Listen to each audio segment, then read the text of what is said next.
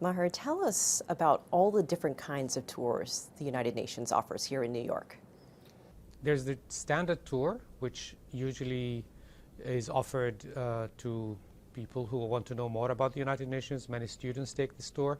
It's a tour that takes visitors to the General Assembly Hall, the Economic and Social Council, Trusteeship Council, and the Security Council. And of course, during that tour, they are told more about the work of the United Nations, the history of the organization, the role of the different councils and the General Assembly, the languages that are used, and of course, a lot about the work of the UN outside of this building, including information about some of the key issues on our agenda: human rights, the Sustainable Development Goals, and of course the peacekeeping and work that we do on that. We do similar tours in Vienna, in Geneva, and Nairobi, the other UN headquarters as well. We also do tours that are specialized for art tour. We do a garden tour that looks at the art that is in the North Lawn, a special tour that is focused on also the African history and the transatlantic slave trade, as well as a women-focused tour. A lot of people have heard of the UN, they know what the UN does, they hear about what happens here every September when world leaders come for the UN General Assembly. But as you've described, there's so much more to the building, what the building contains, what you see on the outside. What is the biggest takeaway that you found from visitors?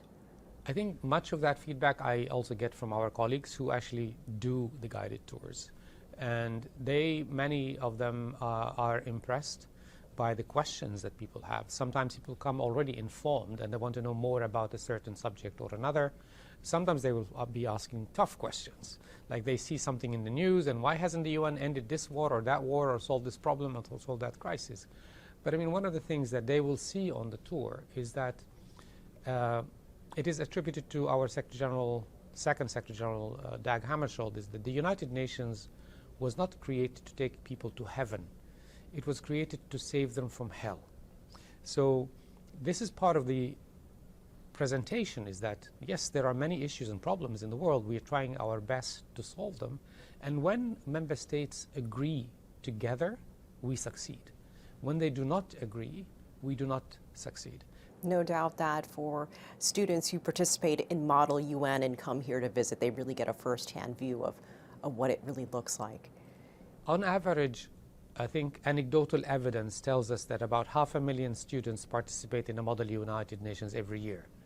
That's quite a lot. And we have actually worked with Model United Nations. Some of them have their simulation here at the UN, or at least the opening session and the closing session.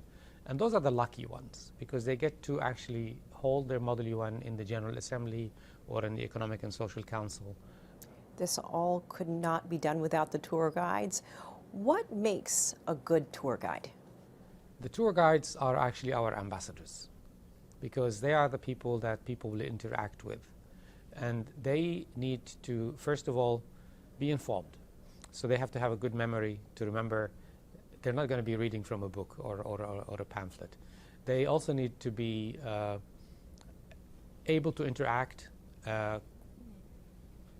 take questions, tough ones and easy ones, with an open heart, be pleasant, multilingual, because we offer the tours in the 6 official languages of the United Nations, which are English, French, Spanish, Arabic, Chinese, and Russian, plus 7 other languages here in New York. And in other countries, we offer other languages as well. What is the one thing that you hope people take away from their time walking around, meeting people, learning about how the United Nations works?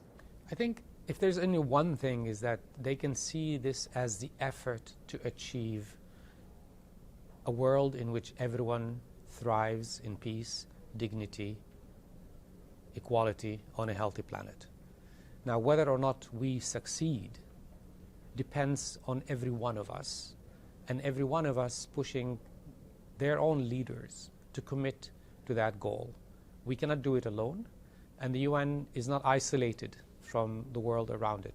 We have to ensure that we continue to work to ensure that leadership in the private sector as well as in government fulfills the commitments that are needed.